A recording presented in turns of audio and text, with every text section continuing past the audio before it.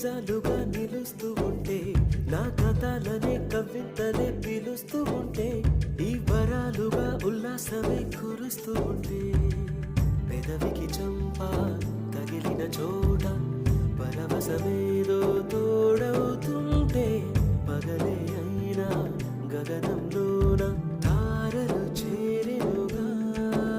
నిజంగా నేనేనా ఇలా నీ జలలో ఉన్నా, ఇదంతా